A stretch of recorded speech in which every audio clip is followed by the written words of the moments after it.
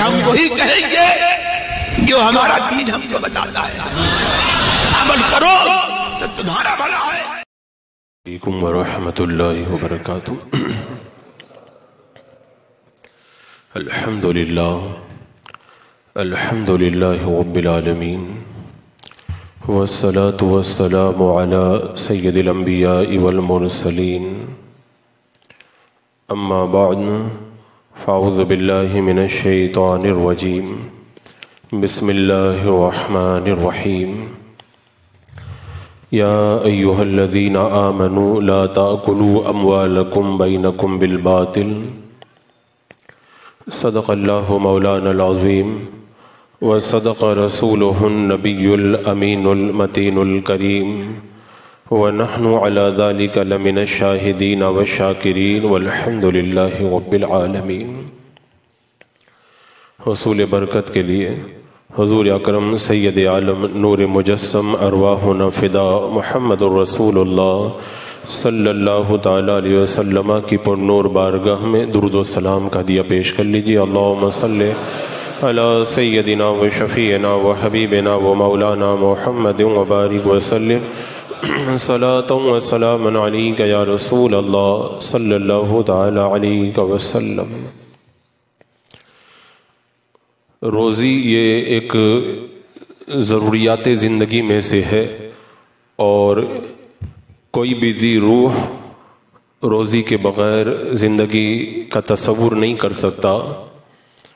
اللہ تبارک و تعالیٰ نے ہمیں روزی کے حوالے سے حکم دیا کہ ہمیں کیا کھانا ہے اور کیا نہیں کھانا ہے۔ فرمایا کلوا من طیبات ما رزقناکم، ہماری دی ہوئی پاکیزہ چیزوں میں سے کھاؤ۔ اور فرمایا یا ایھا الذین آمنوا لا تأکلوا اموالکم بینکم بالباطل، آپس میں ایک دوسرے کا مال ناحق نہ کھاؤ۔ اللہ تبارک و تعالیٰ نے حلال اور حرام کو بیان فرما دیا کہ ہمیں کیا کھانا ہے اور کیا نہیں کھانا ہے۔ اسلام کی آمد سے پہلے لوگوں کے نزدیک کوئی حلال اور حرام کا معیار نہیں تھا، وہ جس کو چاہتے تھے اس کو حلال کر لیتے تھے اور جس کو چاہتے تھے اسے حرام ٹھہرا لیتے تھے۔ شراب کی کمائی بھی ان کے یہاں حلال تھی، ان کے یہاں زنا کی اجرت بھی حلال تھی، وہ سود کھاتے تھے تو بھی حلال سمجھتے تھے، عورتوں پر ظلم کرنا یہ بھی ان کے نزدیک حلال تھا۔ تو ان کے یہاں حلال اور حرام کا کوئی معیار نہیں تھا۔ اگر کسی جانور کو انہوں نے بتوں کے نام پہ چھوڑ دیا تو اسے حرام ٹھہرا لیتے تھے، اگر کوئی کھیتی انہوں نے کسی بت کے نام پہ کر دی تو اسے بھی اپنے لیے حرام کر لیا کرتے تھے۔ تو اسلام کی آمد سے پہلے حلال اور حرام کا کوئی معیار نہیں تھا۔ اسلام کی آمد کے بعد میں حلال اور حرام کے درمیان خط امتیاز قائم کیا گیا، اور پاکیزہ چیزوں کو اللہ تبارک و تعالیٰ نے حلال ٹھہرایا، اور جو چیزیں خبیث تھی، ناپاک تھی، انہیں حرام قرار دیا۔ میرا رب قرآن مقدس میں فرماتا ہے وَيُحِلُّ لَهُمُ الطَّيِّبَاتِ وَيُحَرِّمُ عَلَيْهِمُ الْخَبَائِثَ، یہ محبوب کیا کرتے ہیں؟ تمہارے لیے پاکیزہ چیزوں کو حلال کرتے ہیں اور خبیث چیزوں کو تمہارے لیے حرام کرتے ہیں۔ تو یہ حلال اور حرام کا جو معیار ہے وہ ہمارے سپرد نہیں ہے، یہ ہمارے ذمے نہیں ہے، بلکہ اللہ نے اپنے فضل سے اس کو بیان فرمایا، اپنے حبیب کو یہ اختیار دیا، اور ہمارے اوپر یہ پابندی لگا دی گئی کہ تم اپنی مرضی سے مت کہو کہ وَلَا تَقُولُوا لِمَا تَصِفُ أَلْسِنَتُكُمُ الْكَذِبَ هَذَا حَلَالٌ وَهَذَا حَرَامٌ، اپنی منمانی سے جھوٹ موٹ یہ مت کہو کہ یہ حلال ہے اور یہ حرام ہے۔ اور اللہ تبارک و تعالیٰ نے ان تمام چیزوں کو بیان فرما دیا، چونکہ حرام چیزیں کم ہیں اور حلال چیزیں زیادہ ہیں، اس لیے اللہ تبارک و تعالیٰ فرماتا وَقَدْ فَصَّلَ لَكُمْ مَا حَرَّمَ عَلَيْكُمْ، یعنی حرام چیزوں کو تو اللہ نے تفصیل کے ساتھ بیان فرما دیا، لیکن حلال چیزوں کو بیان نہیں فرمایا تاکہ بندہ ان حرام چیزوں سے بچ جائے تو باقی چیزیں اس کے لیے حلال ہیں۔ میرے آقا صلی اللہ علیہ وسلم نے ایک موقع پہ ارشاد فرمایا حلال وہ ہے جس کو اللہ تبارک و تعالیٰ نے اپنی کتاب کے اندر حلال کیا، اور حرام وہ ہے جس کو اللہ تبارک و تعالیٰ نے اپنی کتاب میں حرام کیا اور جس سے سکوت اختیار کیا وہ تمہارے لیے معاف ہے۔ تو یہ حرام اور حلال کا جو پیمانہ ہے وہ اللہ تبارک و تعالیٰ کی طرف سے مقرر کر دیا گیا ہے۔ بندوں کو یہ اختیار نہیں کہ جو چیز چاہیں اپنے لیے حلال کر لیں اور جو چیز چاہیں اسے اپنے لیے حرام کر لیں۔ یہ اللہ تبارک و تعالیٰ کا بڑا کرم ہے کہ اسلام جیسے مقدس مذہب کو عطا فرما کر ہمیں اچھی اور بری چیزوں کے درمیان تمیز رب تبارک و تعالیٰ نے خود بتا دی۔ لیکن حضرات مکرم، آج جو مادیت کا اور نفسانیت کا دور چل رہا ہے، بینک کاری کا جو دور ہماری نگاہوں کے سامنے ہے، اس دور کے اندر حرام خوری عام ہوتی چلی جا رہی ہے اور حرام خوری کا رواج بڑھتا چلا جا رہا ہے۔ ہر بندہ یہ چاہتا ہے کہ میں 2 کا 4 اور 4 کا 8 کر لوں، اب وہ حلال طریقے سے کروں کہ حرام طریقے سے کروں، اس کی کوئی پرواہ نہیں ہے۔ میرے آقا صلی اللہ تعالیٰ علیہ وسلم نے ایک موقع پہ ارشاد فرمایا، ایسا زمانہ آئے گا کہ انسان اس بات کی پرواہ نہیں کرے گا کہ اس نے جو حاصل کیا ہے وہ حلال ہے کہ حرام ہے۔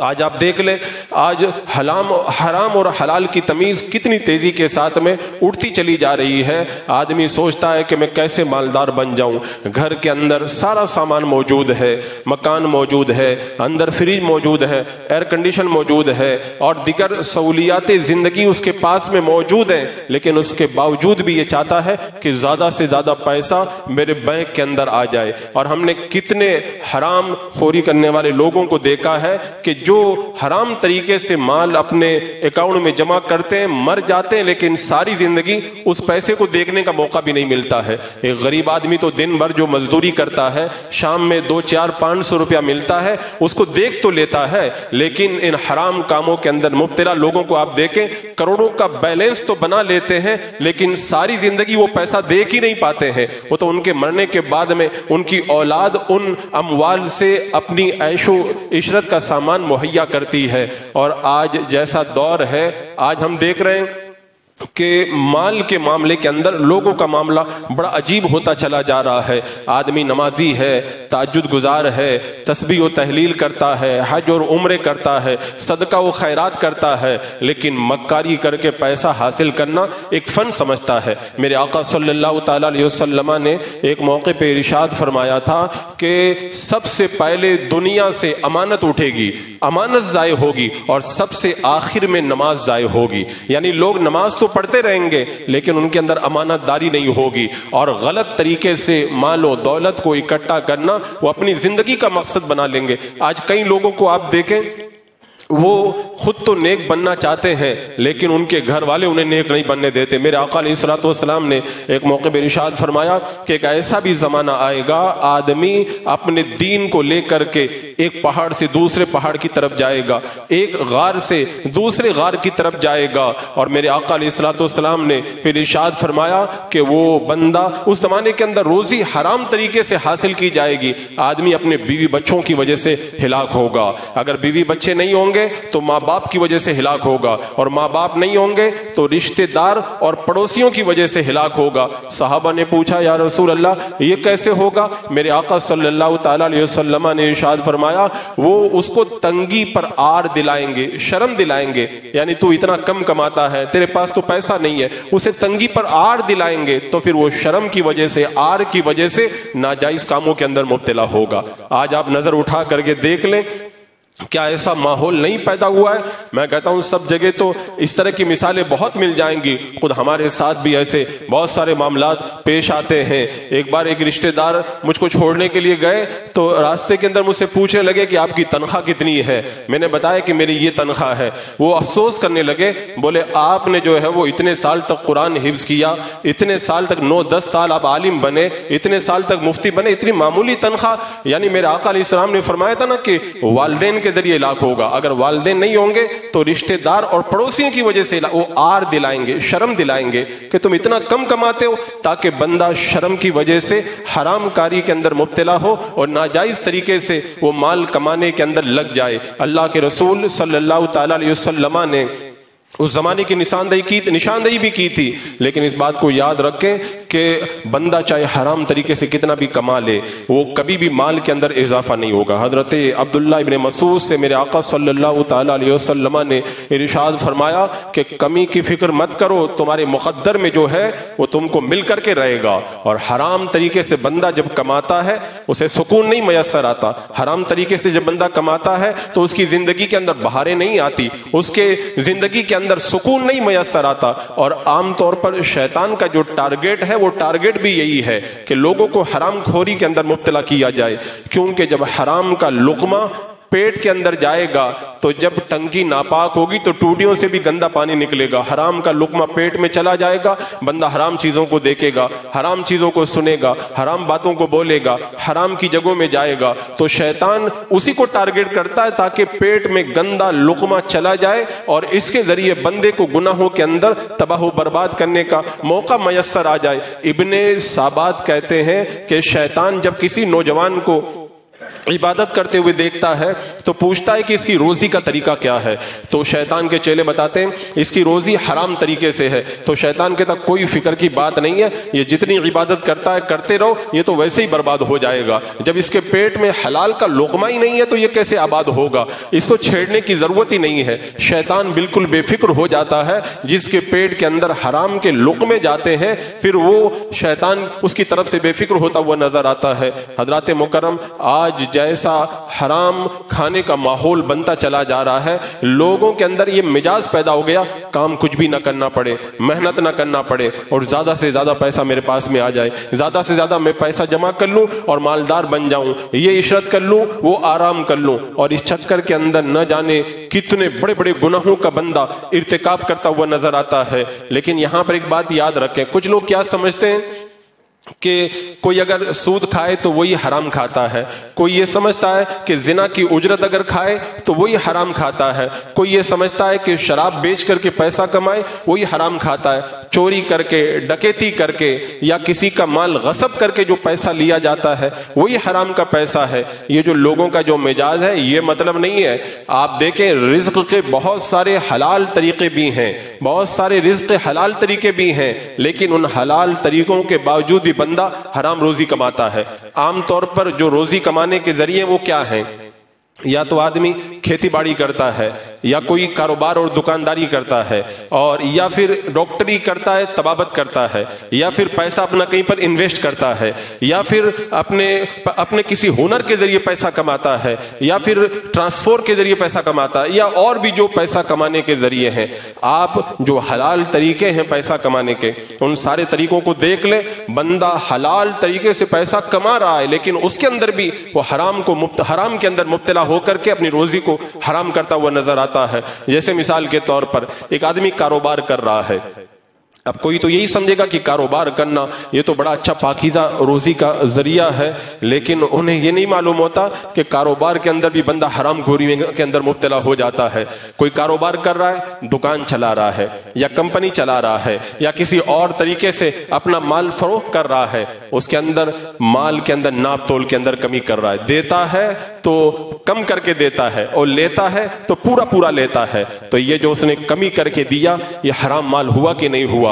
اب بندے بہت سارے کاروبار کرتے ہیں، مثال کے طور پر کوئی اسکریپ کا کاروبار کر رہا ہے، تو جب اپنا مال تلوانے کے لیے بھیج رہا ہے تو رشوت دے کر کے، پیسہ کھلا کر کے زیادہ تلوا دے رہا ہے، اور پھر وہ فخر کرتا ہے میں بڑا ہوشیار ہوں، میں بڑا چالاک ہوں، مجھے کمانا آتا ہے، مجھے مالدار بننا آتا ہے۔ اسے یہ نہیں پتا ہے شیطان نے اسے کیسے حرام خوری کے اندر مبتلا کیا ہے۔ اس لیے ایک صاحب مجھ سے کہنے لگے کہ امام صاحب جو اسکریپ کا کام کرتے ہیں ان کا کھانا کھانے سے آپ پرہیز کیا کریں، اس لیے کہ ان سب کے معاملات بڑے خراب ہیں۔ اللہ ماشاءاللہ بہت سارے اس میں نیک لوگ بھی ہوا کرتے ہیں، لیکن زیادہ تر یہ کاروبار اب جو ہے وہ حرام خوری کی طرف چلتا چلا جا رہا ہے۔ اب ایک آدمی دودھ بیچ رہا ہے، دودھ ناپنے والے کو اندر سے موچ کر کے رکھا ہے تاکہ تھوڑا تھوڑا دودھ ناپنے کے اندر کم جائے اور روزانہ 2-4 لیٹر دودھ کا پیسہ میں زیادہ کما لوں۔ اسی طرح مارکیٹ کے اندر آپ دیکھیں کاروبار بندہ کر رہا ہے، لیکن اس کے باوجود بھی اس کے اندر کیسے حرام کو وہ ملاوٹ کرتا ہوا نظر آتا ہے۔ کوئی جو ہے وہ جھوٹی قسم کھا کر کے کہتا ہے کہ اللہ کی قسم کھا کے کہتا ہوں میں نے یہ سامان اتنے میں لیا ہے، حالانکہ وہ اتنے کے اندر نہیں لیا ہوتا ہے۔ کتنے لوگ ہیں وہ ملاوٹ کر کے اپنی روزی کو حرام کر رہے ہیں، کوئی گھی میں ملاوٹ کر رہا ہے، کوئی تیل میں ملاوٹ کر رہا ہے، کوئی جو ہے وہ اپنے مسالوں کے اندر ملاوٹ کر رہا ہے، کوئی اور دوسرے سامان میں ملاوٹ کر رہا ہے۔ یہ بھی تو کاروبار ہے، لیکن حرام کا مال اس کے اندر شامل ہوتا چلا جا رہا ہے۔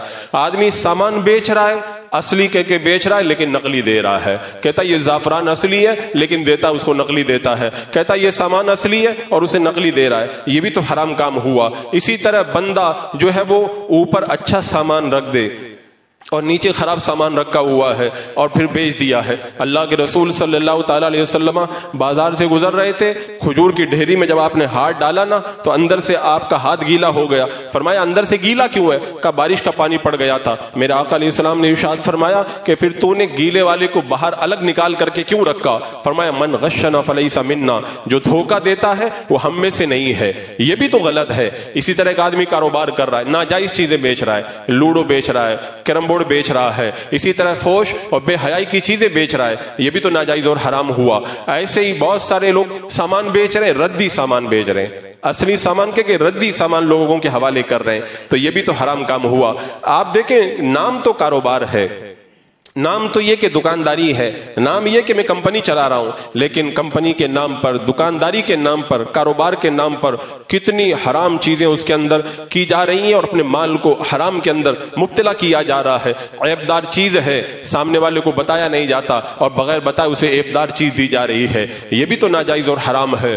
تو یہ نام تو اچھا لیا جاتا ہے لیکن اس کے اندر حرام چیزوں کو ملا دیا جاتا ہے۔ ایسے آپ ہنر کے اندر دیکھیں، کتنے لوگ ہنر مندی سے کما رہے ہیں، اپنے ہنر سے کما رہے ہیں۔ لوگ کہتے ہیں بڑا محنتی آدمی ہے، بڑا ہنر مند ہے، کپڑے سی کر کے کماتا ہے، الیکٹریشین ہے، لائٹ ٹھیک کر کے کما رہا ہے، پلمبر ہے، پلمبری کا کام کر کے کما رہا ہے، اور اسی طرح کتنے پیشے ہیں جو ہنر کے ذریعے کمانے کی طرف جو ہے وہ لوگوں کی توجہ دلاتے ہیں، لیکن ہوتا کیا ہے؟ بظاہر تو وہ ہنر ہے لیکن اس ہنر کے اندر بھی کتنی حرام کاری ہوتی ہے، آپ اس کو خود دیکھ لیں۔ ایک آدمی کپڑا سل رہا ہے، کپڑا بچ گیا، اس کو چھپا کر کے اپنے پاس رکھ لے رہا ہے، تو یہ بھی تو اس کے لیے حرام ہوا۔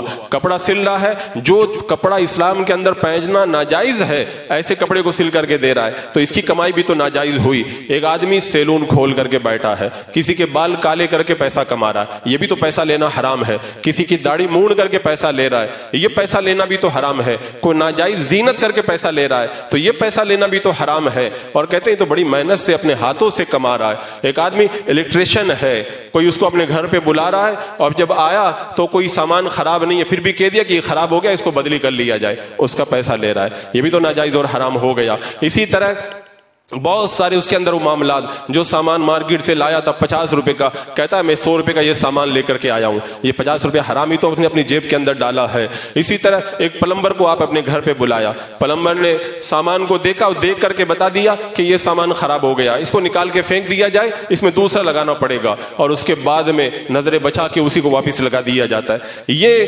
بظاہر تو ہنر مندی ہے۔ ایک موبائل کی دکان پہ چلے جائیں موبائل ٹھیک کرانے کے لیے، وہ اندر کا اچھا سامان نکال کے رکھ لے گا اور جو ہے وہ ڈپلیکیٹ سامان لگا کر کے دے گا، یہ بھی تو حرام کاری ہوئی۔ حضرات مکرم آج معاشرے میں نظر اٹھا کر کے دیکھیں، لوگ کہتے ہیں ہم اپنے ہنر کی وجہ سے کما رہے ہیں، لیکن وہ ہوتا ہنر نہیں ہے۔ ہنر کی آڑ کے اندر کتنے لوگ ناجائز طریقے سے پیسہ کماتے ہوئے نظر آتے ہیں۔ ڈاکٹری لائن اب تو آج کل کہنے کو تو بڑی کڑوی بات ہے، لیکن اب ڈاکٹری لائن ڈکیتی لائن بن چکی ہے، اس کے اندر کتنی حرام کاریاں ہو رہی ہیں، آپ نظر اٹھا کر کے دیکھ لیں۔ آدمی دوا لکھ کر کے دے رہا ہے، ادھر دوا لکھ کے دیا، اس کا پیسہ الگ لیا اور میڈیکل والے سے کمیشن الگ لے رہا ہے، رپورٹ لکھ کر کے دے رہا ہے، ادھر سے کمیشن الگ لے رہا ہے، کوئی سیمپل دے کر کے گیا، سیمپل کو بیچ کر کے پیسہ لے رہا ہے۔ یہ سب ناجائز طریقہ ہے کہ نہیں ہے؟ کسی کو ٹیسٹ کرانے کی ضرورت ہی نہیں ہے، زبردستی ٹیسٹ لکھ کر کے دے رہا ہے تاکہ کچھ کمیشن زیادہ مل جائے۔ یہ حرام کاری ہوئی کہ نہیں ہوئی؟ کسی کے پیٹ میں بچہ ہے، 4 مہینے کا ہو چکا ہے، اس کو گرانا جائز نہیں ہے، سچی مجبوری نہیں ہے، پھر بھی پیسہ مل رہا ہے، پیٹ کا بچہ گرا کر کے اس کا پیسہ لے رہا ہے، نہ جانے کس انداز کے اندر۔ اور آج کل تو कितनी दवाएं 100 रुपए की हैं, कंपनी को जो है वो डील करने के बाद में उस पर 500 रुपया लिखवा करके हॉस्पिटल वाले मरीजों से वो 500 रुपया वसूल कर रहे हैं। हजरात मुकर्रम, जो इस्लाम को नहीं मानते, जो गैर मुस्लिम है, उनका मामला अलग है। एक मुसलमान होने के बाद में अगर कोई इस तरह की डॉक्टरी के नाम पे डकैती करता है तो ये कितने शर्म की बात है। नाम तो बड़ा अच्छा रखा, लेकिन उसी की आड़ के अंदर हराम काम करता हुआ नजर आता। कोई एक्सपोर्ट का काम कर रहा है, रिक्शा चला रहा है, कोई ट्रक चला रहा है, कोई गाड़ी चला रहा है, कोई और कुछ चला रहा है, उसके अंदर मीटर बढ़ा दिया है। मीटर बढ़ा करके जो पैसा ले रहा है ये हराम ही तो हुआ। सामने जगह है, लोकेशन जहां पे जाना है, सामने वाला अनजान है, उसको मालूम नहीं है, बिठा लिया है और पूरा शहर घुमा करके वहीं पे ला करके छोड़ दिया जा रहा है। ये धोखा दे करके पैसा लिया गया, ये नाजायज हुआ कि नहीं हुआ। आदमी ये ना समझे कि जो आदमी काम कर रहा है वो जायज तरीका है तो पैसा भी जायज कमा रहा होगा। आज हमें इस तरफ तवज्जो देने की जरूरत है। कितने लोग मुलाजिमत से मुंसलिक हैं, वो ड्यूटी पे जाते हैं, काम पूरा नहीं करते हैं, जितनी देर तक काम नहीं किया उसका पैसा लेना उनके लिए जायज नहीं है। सरकारी पढ़ा रहे हो स्कूल के अंदर, लेकिन वहां पर मेहनत नहीं करते, ट्यूशन के अंदर फिर उनको बुला करके पढ़ाते हैं। ये जो वहां पे टाइम पास किया गया ये उनके लिए कहां से जायज हो गया। एक मुदर्रिस है, मदरसे में पढ़ा रहा है और आधा घंटा पढ़ा रहा, आधा घंटा बैठ करके टाइम पास कर रहा है, उसका पैसा लेना उसके लिए कैसे जायज हो जाएगा। इसी तरह ड्यूटी के टाइम के अंदर वो अपना जाती काम कर रहा है, जिस काम के लिए लगाया गया है वो काम नहीं कर रहा है, वो उसके लिए कैसे जायज हो जाएगा। आप नजर उठा करके देखें क्या क्या नहीं हो रहा है। आज मादियत के चक्कर के अंदर और खुद अपने बैंक बैलेंस को बढ़ाने के लिए लोग कैसी कैसी हराम कारियों के अंदर मुब्तला होते चले जा रहे हैं। मुर्गी की दुकान खोल के बैठे, मुर्गी मर गई, कहते उसको क्या पता चलेगा मरी हुई मुर्गी है कि ज़िबा की हुई है, वो भी उठा करके तोल करके बेच दी है। ये पैसा लेना हराम हुआ कि नहीं हुआ। पेट्रोल पंप खोल करके बैठ गए, मीटर बढ़ा करके लगा दिया, ये पैसा लेना उनके लिए हराम हुआ कि नहीं हुआ। हजरात मुकर्रम, मैं कहता हूं आप अगर कोई कारोबार कर रहे हैं, आप कोई अगर हुनर जानते हैं, अगर आप किसी पेशे से मुंसलिक हैं, आप अगर खेती बाड़ी कर रहे हैं, खेती बाड़ी करने वाले अपनी जमीन रहन रख करके फिर जो है वो उससे नफा उठाने के लिए दे रहे हैं, ये कहां से जायज हो गया। तो जो भी आप काम कर रहे हैं उलमा अहले सुन्नत के पास जाकर अपनी कमाई को स्कैन करवाएं ताकि आपको पता चले कि मेरी कमाई हलाल है कि हराम है। क्योंकि हराम की कमाई करने वाला और उन लुकमों को खाने वाला जन्नत के अंदर दाखिल नहीं होगा, जन्नत में दाखिल नहीं होगा।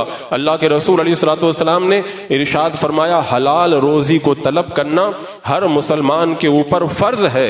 और मेरे आका सल्लल्लाहु ताला अलैहि वसल्लम ने इरशाद फरमाया कि जो अपने अहलो अयाल के लिए हलाल रोजी तलाश करता है वो अल्लाह की राह में जिहाद करने वाले की तरह है। और मेरे आका इरशाद फरमाते हैं, जो 40 दिन तक हलाल रोजी खाता है अल्लाह तबारक व तआला उसके दिल को रोशन कर देता है और उसकी जबान से हिकमत के चश्मे जारी फरमा देता है। हजरत साद बिन अबी वक्कास रदी अल्लाह तआला अन्हु से मेरे आका अलैहिस्सलाम ने इरशाद फरमाया था, साद हलाल रोजी खाओ, तुम हलाल रोजी खाओगे मुस्तजाबुद दावत बन जाओगे। अल्लाह की बारगाह में जो भी दुआ करोगे अल्लाह तबारक व तआला उस दुआ को कबूल फरमाएगा, अल्लाह ताला उस दुआ को कबूल फरमाएगा। हलाल रोजी की बरकत मेरे आका ने आगे इरशाद फरमाया, जो हराम का लुक़मा अपने पेट के अंदर डालता है 40 दिन तक उसका अमल मकबूल नहीं होता है। ये कितना बड़ा वबाल है। फरमाया गया, सूद का अगर कोई एक पैसा खाता है तो वो 70 मरतबा जिना से 36 मरतबा जिना से भी ज्यादा सख्त है, और उनमें सबसे छोटा गुना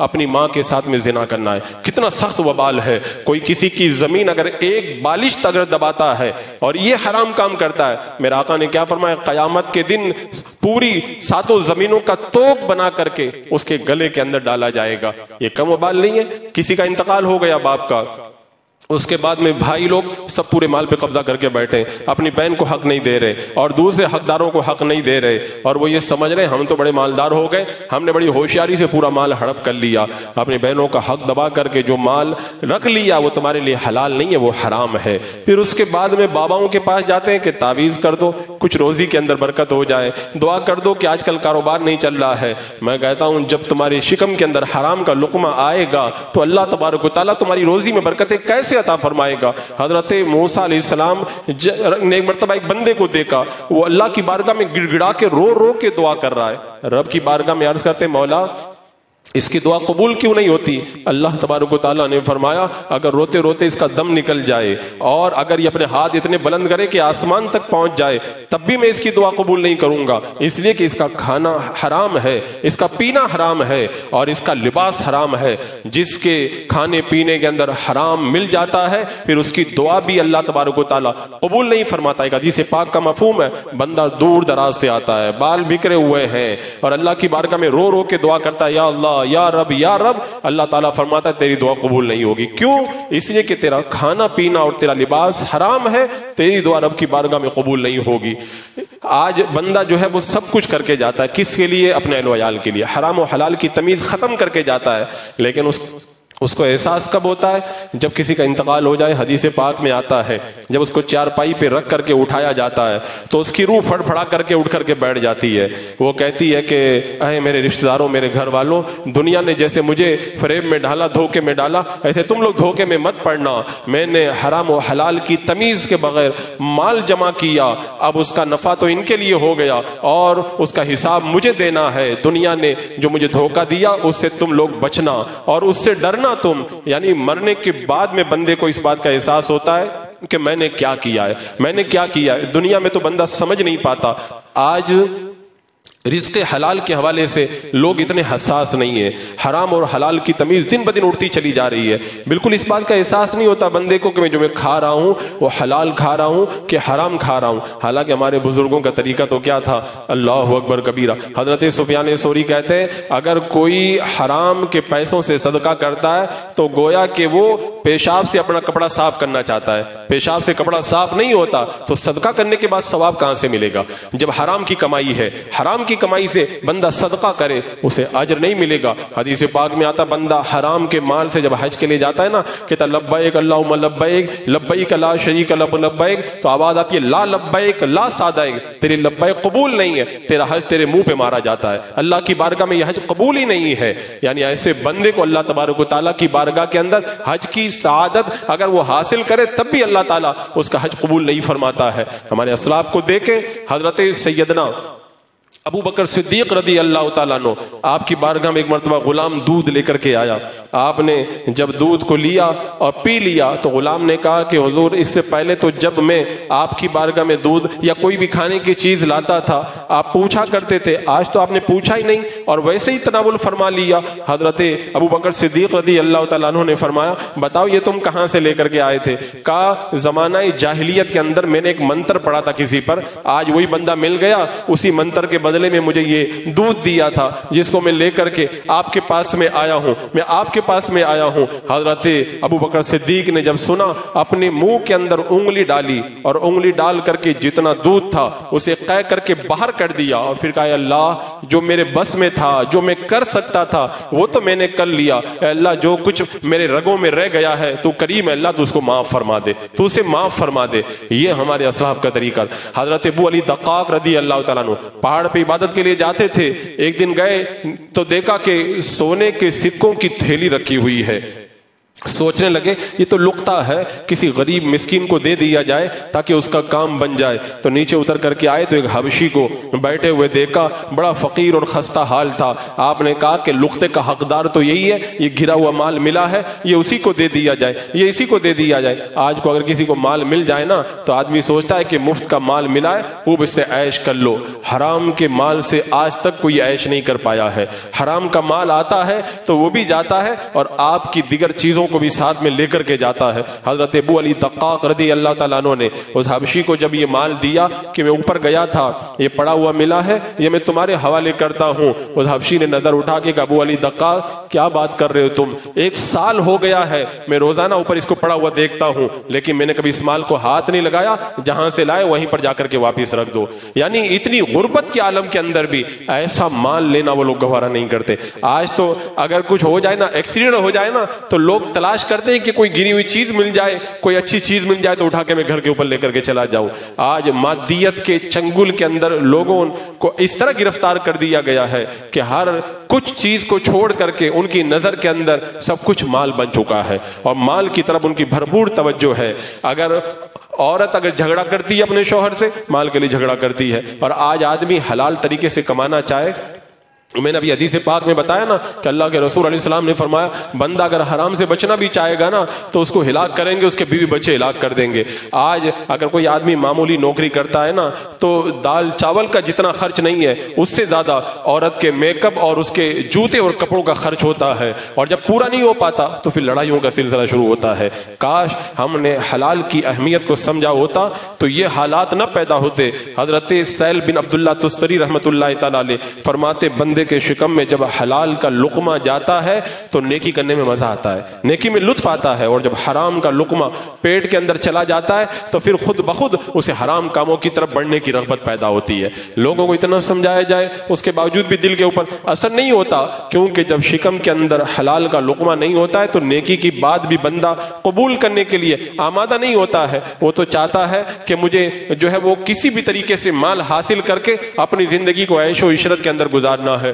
حضرات مکرم، آج جیسے حالات بن چکے ہیں میں سمجھتا ہوں کہ ضرورت اس بات کی ہے بندہ اپنے بینک بیلنس کو بڑھانے کے بجائے کوشش اس بات کی کرے کہ اللہ تعالیٰ اسے حلال روزی عطا فرمائے۔ حلال کا بندہ اگر چند لقمہ کھا کر کے اپنی زندگی گزار لینا، میرے آقا نے کیا فرمایا تھا کہ ایک آدمی جائے جنگل کے اندر لکڑیاں اپنی پیٹھ پر لاد کر کے لائے اور اس کو بیچ کر کے اپنی روزی کمائے، یہ بہتر ہے حرام کا لقمہ اپنے پیٹ کے اندر ڈالنے سے۔ لیکن آج کل خاص طور سے میں اپنے نوجوانوں کا یہ مزاج دیکھ رہا ہوں، نوجوانوں کا تو مزاج بن گیا آئی پی ایل میں پیسہ لگا رہے ہیں، لاٹری میں پیسہ لگا رہے ہیں، جوا میں پیسہ لگا رہے ہیں، اور نہ جانے کیسے کیسے مارکیٹ کے اندر پیسہ لگا رہے ہیں، سوچ رہے ہیں کہ زیادہ سے زیادہ مالدار بن جائیں، زیادہ سے زیادہ پیسہ جمع ہو جائے۔ اور بہت سارے لوگ سمجھتے ہیں کہ یہ بھی تو پیسہ انویسٹ کرنا ہے، اور انویسٹ کرنا جائز ہے، ہم لوگ جائز طریقے سے کر رہے ہیں، حالانکہ انہیں معلوم نہیں ہے شیئر مارکیٹ کے اندر جو پیسہ لگایا جاتا ہے اکویٹی شیئر کے علاوہ جو دیگر شیئر خریدے جاتے ہیں وہ سود اور دیگر سود کی ملاوٹ کے اندر ملوث ہوا کرتے ہیں، اور وہ ناجائز و حرام ہے، ان سے بچنے کا حکم دیا گیا۔ ایسے میوچل فنڈ کے اندر کتنے لوگ پیسہ لگاتے ہیں، اس کے اندر بھی میوچل فنڈ کے اندر بھی جو سودی کاروبار سے ہٹ کر کے ایک شیئر ہے وہی جائز ہے، باقی تمام صورتیں ناجائز اموال کی ہیں۔ ایسے ہی آن لائن شاپنگ کرنے والے اور مال بیچنے والے کتنے ایسے مال کی بے کرتے ہیں جو حقیقت کے اندر جن کا کوئی وجود نہیں ہوتا ہے۔ ایسے ہی نیٹ ورک مارکیٹ کے اندر آپ دیکھیں لوگوں کو ممبر بنانا، لوگوں کو جوڑنا، سستا مال مہنگے میں بیچنا، کتنی کمپنیاں اس کے اوپر کام کر رہی ہیں۔ مارکیٹ کے اندر تو ایسا حال ہو چکا ہے جیسے اگر محلے میں مداری آ جائے نا اور ڈگڈگی بجائے تو بچوں کا میلہ لگ جاتا ہے۔ ایسے ہی حرام کاری کی طرف لے جانے والی کمپنیاں جب آن لائن آتی ہیں اور کہتی ہیں کہ اتنا کر لو تو اتنا کما لو گے، تو سب سے پہلے یہ مسلمان آگے بڑھتے ہوئے ان میں اپنا پیسہ لگاتے ہوئے نظر آتے ہیں، پھر آ کر کے روتے ہیں پیسہ ڈوب گیا، پیسہ برباد ہو گیا۔ حرام کاموں میں لگا وہ پیسہ کبھی بھی بندے کو ترقی کی طرف نہیں لے کر کے جاتا، اس کو تباہی کی طرف لے کر کے جاتا ہے۔ آج تو وہ حلال کھانے کا، اچھا کوئی حلال کی طرف بلانا چاہتا، لوگ کیا کہتے ہیں؟ لوگ کہتے ہیں تو ہم کو مالداری نہیں ہونے دینا چاہتے، ہم کو آگے بڑھنے ہی نہیں دینا چاہتے، یہ علماء نے تو ہم کو اور پیچھے کر کے رکھا ہے۔ کیا حلال چیزیں کم ہیں؟ کیا حلال چیزیں کم ہے کہ بندہ حرام کی طرف جائے؟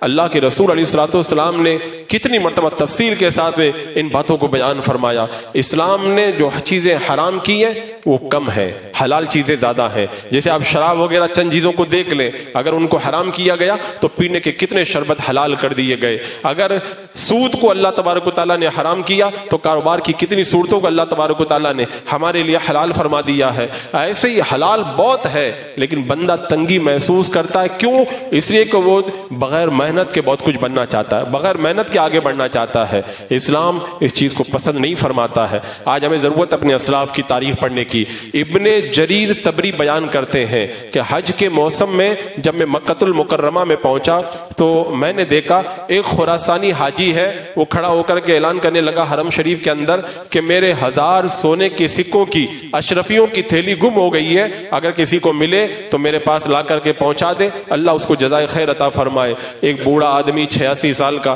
آگے بڑھ کر کے اس خراسانی سے کہتا ہے، اے خراسانی تجھے پتہ نہیں یہاں پہ بڑا قید پڑا ہوا ہے، لوگ غربت کا شکار ہیں، تمہارا پیسہ گم ہو گیا ہے، تم اعلان کر دو کہ جو لا کر کے دے گا اس کو میں انعام دوں گا۔ خراسانی کا کتنے انعام کا اعلان کروں؟ کا اعلان کر دو 1000 اشرفی گم ہوئی ہے، اگر کوئی لا کر کے دے گا 100 اشرفی میں اس کو دے دوں گا۔ کہا نہیں میں تو اتنا تو نہیں دوں گا، میں اگر وہ یہاں پہ نہیں دے گا تو قیامت میں اللہ کی بارگاہ میں جا کر کے لوں گا۔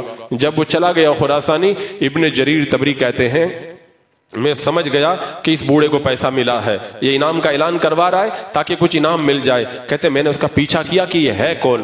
بولے میں پیچھا کرتے کرتے گیا تو مکہ کے باہر ایک خستہ حال مکان کے اندر وہ داخل ہوا، اور داخل ہو کر کے میں نے باہر سے کان لگا کے سنا، اپنی بیوی سے کہہ رہا تھا کہ مال کا مالک تو مل گیا ہے، لیکن میں نے اس سے کہا تھا کچھ انعام کا اعلان کر دو، اس نے انکار کر دیا کہ میں اعلان نہیں کروں گا۔ تو اس کی بیوی رو کر کے کہتی ہے میں نے 50 سال تمہارے ساتھ گزارے، صبر کر لیا، لیکن اب صبر نہیں ہوتا، تمہاری 4 بیٹیاں ہیں، 2 بہنیں ہیں، تمہاری ماں ہے، تم یہ پیسہ خرچ کر لو، بعد میں اللہ کبھی دے گا تو واپس ادا کر دینا۔ تو بوڑھے نے لرزتی ہوئی آواز کے اندر کہا میں نے 86 سال تک حرام خوری نہیں کی، اور اس بڑھاپے کے اندر جب میرے پاؤں قبر کے اندر لٹک رہے کیا میں حرام کا مال کھا لوں؟ یہ مجھ سے نہیں ہو پائے گا، یہ مجھ سے نہیں ہو پائے گا، میں اور انتظار کروں گا۔ دوسرا دن ہوا اور بوڑھا پھر حرم شریف میں پہنچ گیا، وہی خراسانی کھڑا ہوا، کہنے لگا لوگوں میرے 1000 اشرفی گم ہو گئی ہے، کوئی لا کر کے دے گا، اللہ اس کو جزائے خیر عطا فرمائے۔ بوڑھا جا کر کے کہتا ہے ارے تم 100 اشرفی کا اعلان نہیں کرتے تو یہی اعلان کر دو جو لا کر کے دے گا اسے 10 اشرفی انعام میں دوں گا۔ کہا نہیں مجھ کو نہیں دینا، اگر کوئی نہیں دے گا تو قیامت کے دن وصول کروں گا۔ اب وہ چلا گیا۔ تیسرا دن آیا، پھر وہ کھڑا ہو کے اعلان کرتا ہے میری 1000 اشرفی گم ہو گئی ہے، اگر کوئی لا کر کے دے گا، اگر کوئی لا کر کے دے گا تو اس کو اللہ تعالیٰ جزائے خیر عطا فرمائے۔ بوڑھا آگے بڑھ کے کہتا ہے اللہ کے بندے 100 اشرفی کا اعلان نہیں کر رہے انعام کے اندر، 10 نہیں دیتے تو یہی اعلان کر دو اگر کوئی میری 1000 اشرفی لا کر کے دے گا تو اسے میں 1 اشرفی انعام کے اندر دوں گا۔ کہا میں 1 بھی اشرفی کے انعام کا اعلان نہیں کرتا۔ جب بوڑھے نے دیکھا یہ تیار نہیں ہوتا، خراسانی کا کپڑا پکڑا اور پکڑ کر کے کھینچتے ہوئے کہا آ میرے گھر میں میرے ساتھ چل، تیرا پیسہ میرے پاس میں رکھا ہوا ہے، اور اسے کھینچتے ہوئے اپنے گھر کی طرف لے کر کے گیا اور لے جا کر کے جو پورا مال تھا اس کے حوالے کر دیا۔ خراسانی نے جب مال کو کھولا اور گن لیا کہ 1000 اشرفی پوری ہے تو وہ جانے لگا۔ جیسے ہی وہ پیسہ لے کے روانہ ہوا گھر سے عورتوں کے رونے کی آواز آنے لگی جو کئی دن کی بھوکی تھی، یعنی اس مرد نے یہ بھی نہیں گوارا کیا کہ اپنے بیوی بچوں کی بھوک کو مٹانے کے لیے میں 1 پیسہ بھی نکال لوں۔ اسے فکر تھی اس بات کی اگر میں نے آج 1 پیسہ نکال لیا کل قیامت کے دن مولا کی بارگاہ میں جا کر کے میں کیا منہ دکھاؤں گا۔ یہ ایک کہانی نہیں ہے، یہ ایک واقعہ نہیں ہے، اسلام کے دور اول میں اور پیچھے چند سال پیچھے جا کر کے آپ دیکھیں ہر دور کے اندر ایسے اللہ کے نیک بندے پائے جاتے تھے۔ جب سے بینک کا نظام قائم ہوا، جب سے سرمایہ کارانہ نظام قائم ہوا، جب سے مادیت بڑھی، تب سے لوگوں کے دلوں کے اندر یہ جذبات ختم ہو گئے۔ پہلے گھر گھر کے اندر نیک لوگ ہوا کرتے تھے، تحقیق کرتے تھے یہ کھانا حلال ہے کہ حرام ہے، یہ پاک ہے کہ ناپاک ہے، لیکن آج کل جو آ رہا پیٹ کے اندر آتا رہے، پیٹ بھرنا چاہیے۔ میرے آقا صلی اللہ تعالیٰ علیہ وسلم نے ارشاد فرمایا حرام سے جو گوشت تیار ہوتا ہے وہ جہنم میں جانے کے لائق ہے۔ ایک حدیث پاک میں فرمایا گیا جو اپنے پیٹ کے اندر حرام بھرے گا وہ جنت کے اندر داخل نہیں ہوگا۔ لیکن ایسی قوم کو جنت اور جہنم کی باتیں سنائی جائیں جن کو سنتے سنتے کئی سال گزر گئے، لیکن وہ نہیں چاہتے کہ میری آمدنی کم ہو، میرا بینک بیلنس کم ہو، تو ان کے اوپر کیا اثر ہوگا، ان پہ کیا اثر ہوگا۔ اگر بندہ سوچے تو اس کو پتا چلے گا حرام کا لقمہ پیٹ میں جانے کے بعد میں کتنا فساد مچاتا ہے۔ میرے رب نے کہہ دیا لا تأکلوا اموالکم بینکم بالباطل، آپس میں ایک دوسرے کا مال باطل طریقے سے، ناحق طریقے سے نہ کھاؤ۔ یہاں تو ایک ڈاکٹر کی پرچی بھی اگر مل جاتی ہے نا کہ تم کو یہ کھانا یہ نہیں کھانا ہے، اگر پڑھنا آتا ہے تو ٹھیک ہے، نہیں پڑھنا آتا تو لوگوں کو پڑھواتے ہیں دیکھو ڈاکٹر صاحب نے لکھ کر کے دیا ہے یہ کھانا یہ نہیں کھانا ہے۔ ایک ڈاکٹر کی پرچی کو بھی لوگ اتنی اہمیت دیتے ہیں، لیکن اللہ اس کے رسول کے فرمان قرآن و حدیث کی باتوں کو اگر بتایا جائے نا کوئی اثر نہیں ہے۔ بولے یہ مولوی تو ہم کو آگے نہیں بڑھنے دیتے، ہم کو تو پیچھے ہی رکھنا چاہتے ہیں۔ کب تک یہ حرام کی دوڑ چلتی رہے گی؟ کب تک بندہ حرام کے لقمے اپنے پیٹ کے اندر ٹھونستا رہے گا، اپنی اولاد کو ناجائز لقمے کھلاتا رہے گا؟ پھر کہتے ہیں اولاد نافرمان ہو گئی، اولاد بات نہیں مانتی ہے۔ حرام کھا کے جو اولاد پلی بڑی ہو وہ کیسے جو ہے وہ اپنی بات آپ کی بات مانتی ہوئی نظر آئے گی۔ حضرات مکرم، آج ایسے ماحول میں، مہدیت کے ماحول میں اپنے مال کو اسکین کرانا بہت ضروری ہے کہ ہمارے شکم کے اندر کوئی حرام کا لقمہ تو نہیں جا رہا ہے۔ یہ بڑا اہم عنوان ہے، بڑی اہم چیز ہے، بندوں کو اس کی طرف توجہ دینا چاہیے۔ لیکن میں دیکھ رہا ہوں لاپرواہی بڑھتی چلی جا رہی ہے۔ کوئی آدمی نیک بننا بھی چاہتا ہے نا ایک بار میرے ساتھ بھی ایسا ہی معاملہ پیش آ گیا تھا. کسی نے مجھ سے، یہ بہت پہلے 12-13 سال پہلے، کسی نے مجھ سے تنخواہ پوچھی. میں نے تنخواہ بتائی تو مجھ کو سنانے لگا کہ تم نے اتنا پڑھا اور اتنی معمولی تنخواہ، اسی لیے کہتے ہیں کہ بچوں کو عالم نہیں بنانا چاہیے. اب اس طرح سے لوگ تانے دے کر، شیطان کے ایجنٹ بن کر کے لوگوں کو حرام کاری کی طرف لے جانا چاہتے ہیں. لیکن یاد رکھ کے تانے سن لے، کہ لوگوں کی باتیں سن لیں، آپ صبر کر لیں، کم مال پہ گزارا کر لیں، لیکن حرام کا لقمہ اپنے پیٹ میں ڈال کر کے آخرت کے عذاب کو ہرگز دعوت نہ دیں، کیونکہ آنے والا دور اور بھی زیادہ خطرناک. میرے آقا نے فرمایا تھا نا کہ وہ زمانہ آئے گا آدمی یہ پرواہ نہیں کرے گا کہ جو مجھ کو ملا ہے کہ وہ حلال ہے کہ حرام ہے. آج تو جو نمازی ہیں وہ بھی ان چیزوں کے اندر مبتلا نظر آ رہے ہیں، اور اب تو یہ بڑا مشکل مسئلہ ہو گیا. کئی بزرگوں نے اسی لیے نصیحت بھی کی ہے کہ آج کل کسی کا کھاؤ تو پہلے دیکھ لو کہ وہ کیا کما رہا ہے. اور اس کے علاوہ مارکیٹ کے اندر آپ دیکھیں، ہر چیز کے اندر الا ماشاء اللہ کیا کیا چیزیں ملائی جا رہی ہیں. پتہ چلانا مشکل ہو گیا کہ کون حلال ہے اور کون حرام ہے. ایسا نظام قائم کیا یہودی ایجنڈوں نے کہ نہ جانے کیسی حرام چیزوں کو، بات چیت پینے کی چیزوں میں الکوہل ملایا جا رہا ہے، باقی کھانے کی چیزوں کے اندر حرام چربیاں ملائی جا رہی، کیا کیا نہیں ملایا جا رہا. ایسے ماحول کے اندر بندے کو اس بات کی طرف توجہ دینا چاہیے کہ حلال کھاؤں اور حرام سے پرہیز کروں. انشاءاللہ جو رزق کے اندر ہے وہ ملے گا، جو آپ کی روزی ملے گی. پرہیز کرنے سے بندہ بھوکا نہیں مرتا ہے، ورنہ ہم نے دیکھا حرام کھانے والے بھی بھوکے مر جاتے، مال ہوتے ہوئے بھی نہیں کھا پاتے. اللہ تبارک و تعالی ہمیں رزق حلال کی توفیق عطا فرمائے، حرام کے لقموں سے ہمارے شکم کی حفاظت فرمائے. استغفر اللہ ربی من کل ذنب واتوب الیہ.